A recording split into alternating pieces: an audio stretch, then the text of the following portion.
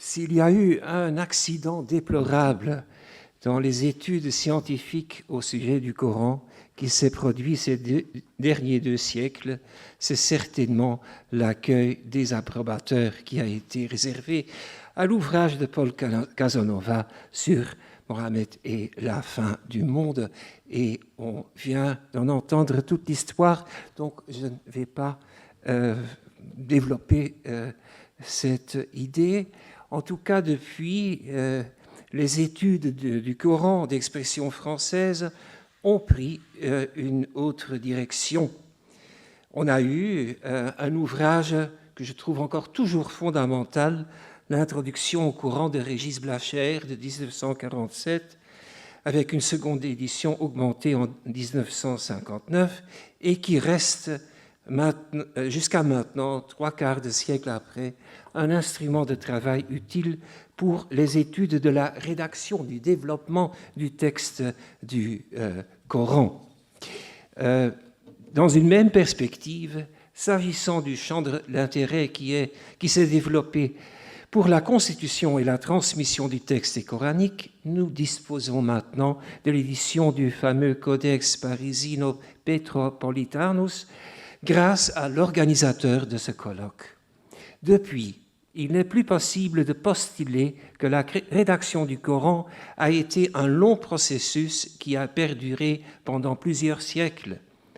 Même la prédication impensable de Snouk Ourrogne, « One day or other we may expect to hear that Muhammad never existed », s'est entre-temps réalisée sans toutefois pouvoir convaincre la majorité des spécialistes.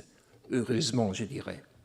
Plutôt, nous avons l'impression qu'entre-temps, les polémiques se sont apaisées et un certain consensus s'établit lentement, du moins dans les milieux académiques.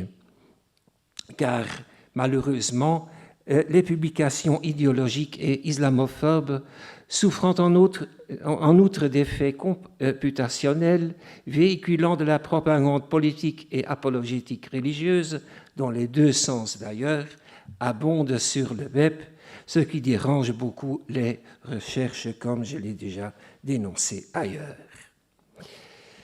Néanmoins, l'état actuel de la recherche ouvre la possibilité à relever dans l'œuvre de Casanova ce qui reste valable.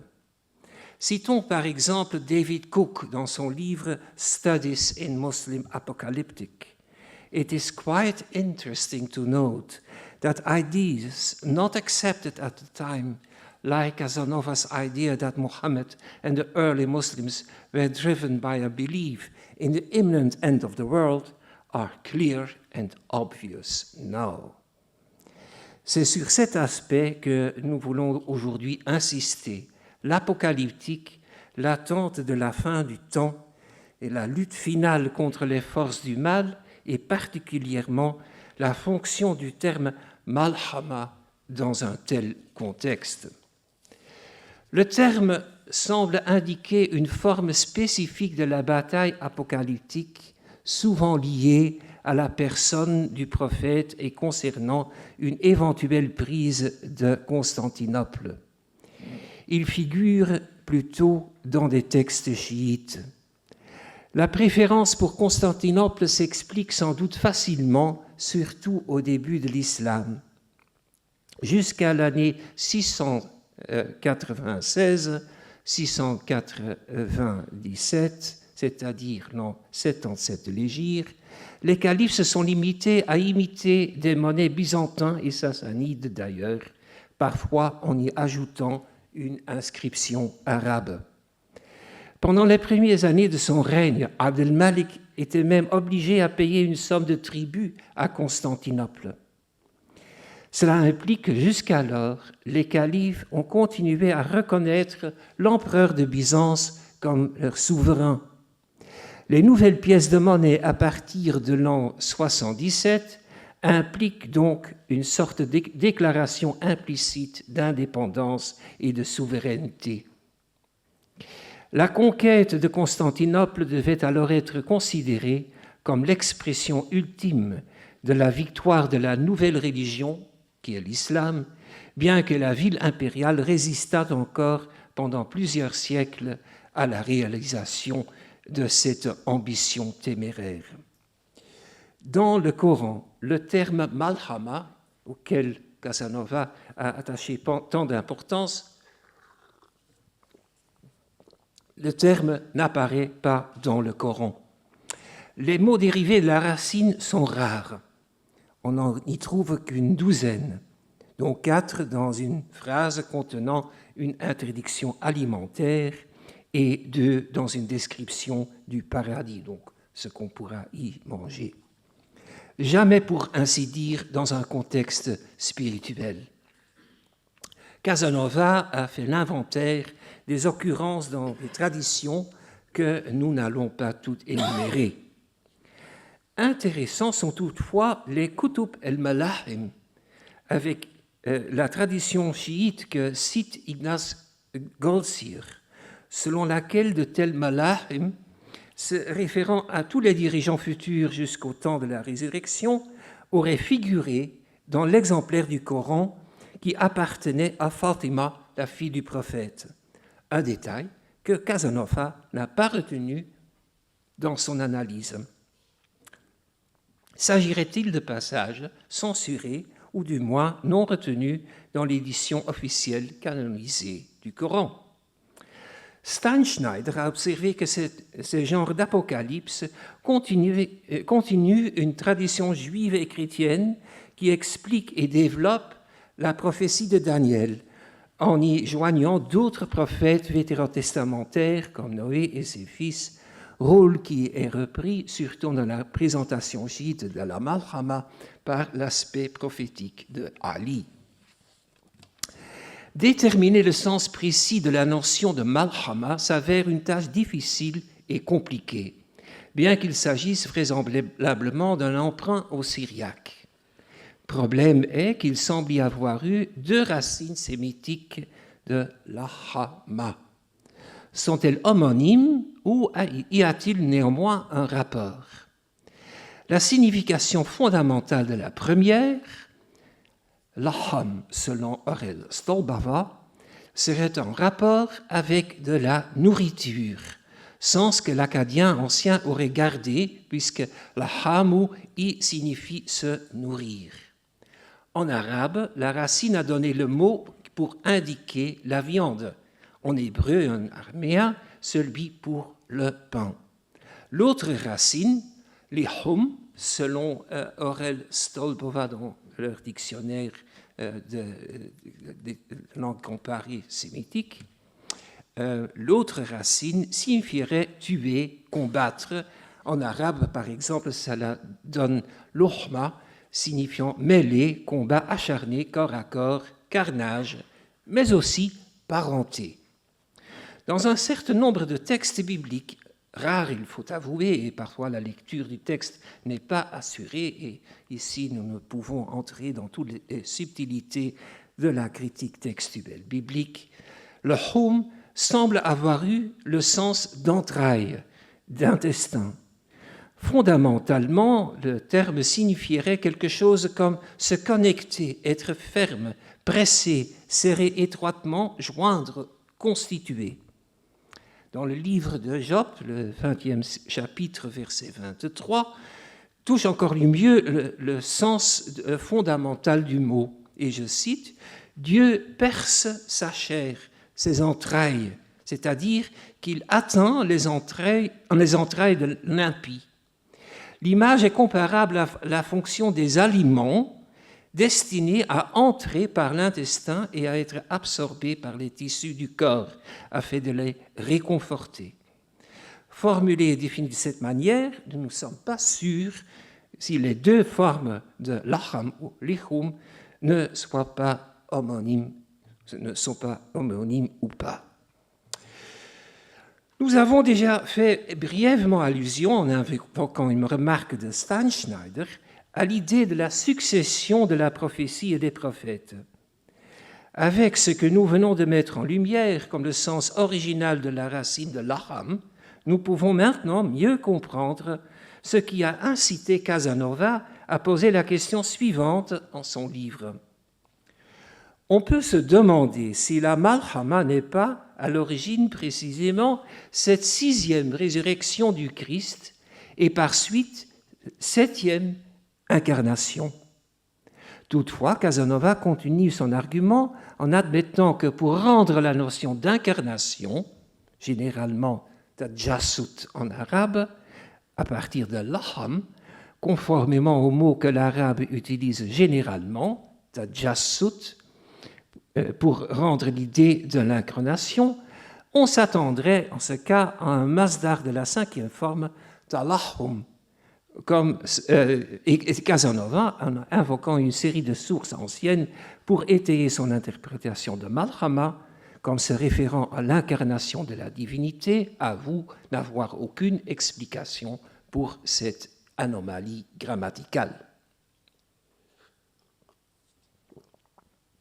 Cependant, en islam, et même en ses formes chiites, y compris les tendances exagérées du chiisme, ce qu'on appelle le ghulou, il n'y a point de consubstantialité de la personne du prophète ou imam avec la divinité qui reste dans tous les cas totalement unique et transcendante, pour ne pas dire inintelligible, en niant toute continuité ontologique entre la divinité suprême et la création. Il s'ensuit que l'islam, et notamment déjà le Coran, se rattache plutôt aux tendances subordinationnistes de la théologie chrétienne. Cela explique pourquoi la forme du mot Malhama n'indique pas l'union de la divinité à un être humain de quelque manière que ce soit, mais plutôt, ainsi que l'avait d'ailleurs déjà correctement pressenti Casanova, le moment, le lieu où descend la divinité sur terre, l'être ou la personne dans lequel Dieu s'installe, sans toutefois se confondre avec celui-ci.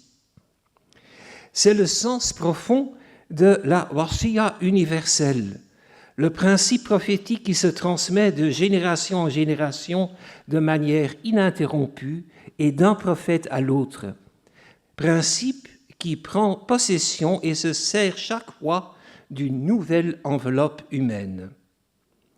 Cette doctrine explique pourquoi Dieu a pu dire à son prophète, en sourate 8, verset 17, « Ce n'est pas vous qui les avez tués, mais Dieu les a tués. Tu ne lançais pas toi-même les traits quand tu les lançais, mais Dieu les lançait pour éprouver les croyants au moyen d'une belle épreuve venue de lui. » Fin de citation.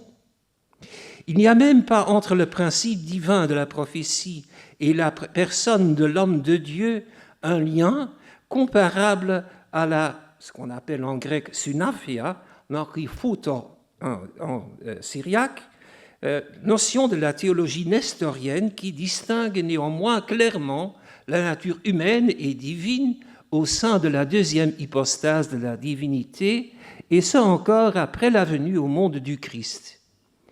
Il s'agit, dans le cadre de la prophétologie musulmane, surtout en sa formulation chiite, uniquement d'une forme d'inhabitation, hulul, en grec enoikesis, du principe divin. Le amr, instauré par Dieu, est ensuite transporté, naqala en arabe, d'époque en époque, chaque fois avec un nom et une qualité physique différents.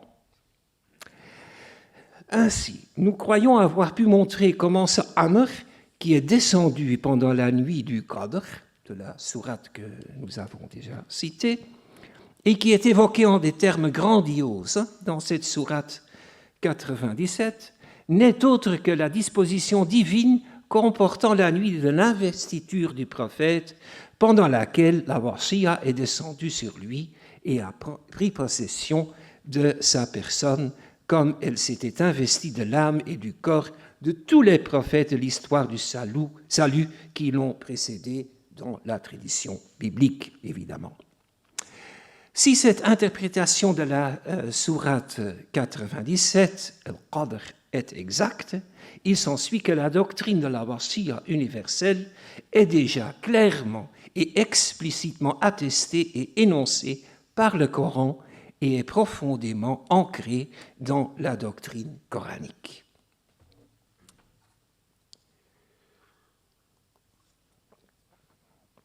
En réfléchissant bien à cette conclusion, il faut maintenant y ajouter un autre élément, pour le moins tout aussi important et qui nous rapproche, mais un peu d'une autre manière, ou faut-il dire plutôt par un certain détour, de l'interprétation de Guillaume Dee, qui a reconnu dans la 97e sourate un ancien poème célébrant la fête chrétienne de Noël. Ainsi, nous voudrions rapprocher l'événement qui est commémoré pendant la Laylatul Qadr du verset 41 de la 8e sourate, dans lequel le Coran évoque le Yawm al-Furqan, le jour de la salvation. Si la Laylatul Qadr chante la gloire du moment où le salut est descendu sur terre, alors ce moment précis ne peut être rien d'autre que ce Yawm al-Furqan, jour de la salvation. Le verset 41 de la 8e sourate décrit comment deux Jam'an se rencontrent, dont j'ai déjà essayé de montrer qu'il s'agit de deux principes de la prophétie qui se rapportent l'un à l'autre, comme les deux frères jumeaux, Mani et son frère, son sosie spirituel, si on me permet de le définir ainsi, et qui est ou sont les fondateurs du manichéisme. De même, selon Ibn Babouya, Ali et Mohammed étaient jumeaux selon leur ascendance spirituelle et prophétique, procédant du même principe lumineux qu'ils partageaient, puisqu'ils en possédaient tous les deux la moitié. Il s'agit du savoir exotérique, c'est-à-dire la prophétie, et d'autre part, le savoir ésotérique, c'est-à-dire son interprétation ou exégèse. Dans certaines personnes prophétiques, ces deux aspects de la révélation se retrouvent ensemble. Ainsi, selon une tradition apocryphe solidement établie, se sont unifiés au moment de la naissance de Jésus sa forme corporelle avec l'apparition d'un enfant angélique et lumineux, événement que les spécialistes irlandais de la littérature apocryphe ont appelé « The Light and the Child ». Et je cite, « The light from above comes forth. The light withdraws in such a way that it is assimilated to the child, that it merges into him. » Cette idée d'une forme épiphanique de la divinité remonte finalement au Gvarna de l'Iran ancien, je ne sais pas si je prononce correctement parce que je ne connais pas la langue persane, malheureusement. Une colonne de lumière qui descend donc du ciel et s'unifie miraculeusement avec le corps de l'enfant sur terre. Des auteurs musulmans chiites ont établi des récits de la naissance de l'imam, surtout concernant l'imam Ali, qui semble pour ainsi dire calqué sur l'histoire apocryphe de la naissance de Jésus dans la grotte de Bethléem, avec une naissance de l'imam qui se serait déroulée à l'intérieur de la Kaaba, du sanctuaire de la Mecque. Détail important qui s'y ajoute, Fatima, mais il s'agit de la mère de Ali, y mange des fruits du paradis, récoltés de l'arbre que des anges auraient apporté et planté au ciel. Car c'était le même arbre qui, à la naissance de Jésus, aurait déjà procuré des dattes à la mère du Christ, selon le récit du Coran et selon l'évangile du pseudo-Matthieu. Il s'agit clairement d'un motif qui relève de la théologie théologique syriaque. Le transfert de l'arbre au paradis, inconnu du Coran est un détail qui nous est connu par la littérature dite Transitus Mariae et que dont Shoemaker est un des grands spécialistes, n'est-ce pas? Le lien entre la naissance de Jésus et de l'élu du Dieu musulman est ainsi fortement établi. Les auteurs musulmans en avaient connaissance à partir d'une autre source du Coran, mais qui doit être extrêmement ancienne. Alors, ne devons-nous pas conclure que la malhama se compose de deux aspects différents? La manifestation de la divinité sur terre pour transmettre sa forme épiphanique, son wasi, se concrétise d'une part dans le lieu où il va résider sur terre, lieu qui est son apparition corporelle dans la succession des prophètes au cours de l'histoire. Ce lieu est donc ce qu'on peut appeler sa personne, dans le sens étymologique du mot latin persona. Le porte-parole à travers qui Dieu s'adresse à l'humanité, qui est sa localisation, mais sans qu'il n'y ait quelque forme d'incarnation que ce soit. Mais d'autre part, ce lieu est également l'endroit dans l'espace où cette incorporation indescriptible se réalise, c'est-à-dire, dans le cas de Jésus, le temple de sa venue au monde, qui est la grotte de sa naissance miraculeuse, Bethléem, et dans le cas du guide divin musulman, la Kaaba de la Mecque. Malhama, lieu de naissance pour le moins tout aussi miraculeuse et dont le nom est dérivé de la même racine, lahama. Et puis, on pourrait se demander s'il n'y a pas eu un rapport secondaire avec le fameux hadith qui rapporte la parole prophétique « Moi et l'heure avons été envoyés comme ceci et cela, accompagnés d'un geste de l'index et du majeur. » Et le prophète d'ajouter « L'heure ne viendra pas avant qu'il y ait eu beaucoup d'effusion de sang, mais il faut noter que le terme « malhama » n'apparaît pas dans ce hadith. Ainsi, comme Casanova l'a très bien pressenti, le prophète Mohammed est véritablement le Nabi al-Malhama, le Hatim al-Anbiya, celui qui a dû mener la guerre ultime contre les forces du mal et qui inaugura le règne de Dieu sur terre. Voilà.